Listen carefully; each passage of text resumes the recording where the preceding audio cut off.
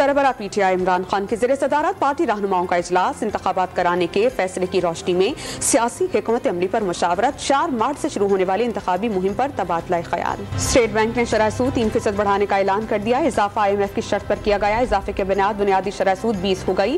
पाकिस्तान की डिफॉल्ट होने की खबर हकाइक के मुनाफी है। मुल्क दुश्मन अनासिर अफवाहें उड़ा रहे हैं। IMF के साथ मुज़ाकरात आइंदा हफ्ते तय होने की उम्मीद है। वज़ीर खजाना इसहाक डार का ट्विटर पैगाम। पंजाब और खैबर पख्तूनख्वा में इंतखाबात के लिए अप्रैल का दूसरा हफ्ता मौजूद करार। इलेक्शन कमीशन को दोनों असेंबलीज के इंतखाबात के लिए 30 अरब रुपए और 1,17,000 अहलकार दरकार हैं। इंसानी गफलत और तरसीली निज़ाम की खामियां 23 जनवरी के ब्रेक डाउन की वजह करार। वफाकी काबीना इजलास का एलामिया जारी। वज़ीर आज़म शहबाज शरीफ के जिम्मेदारान के खिलाफ कार्रवाई की हिदायत। सिंध में फ्लोर मिल्स ने सरकारी आटे की कीमत 105 से बढ़ाकर 130 रुपए कर दी। सिंध हुकूमत के सरकारी निर्ख पर आटा फराहम न करने और हड़ताल करने वाली फ्लोर मिल्स को सील करने का फैसला। जजेस और ब्यूरोक्रेट्स को प्लॉट्स की अलॉटमेंट गैर कानूनी करार देने का केस समाअत के लिए मुकर्रर। जस्टिस मुनीब अख्तर की सरबराही में सुप्रीम कोर्ट का 3 रुकनी बेंच 8 मार्च को इस केस की समाअत करेगा। अटॉर्नी जनरल समेत दीगर फरीकैन को नोटिस जारी।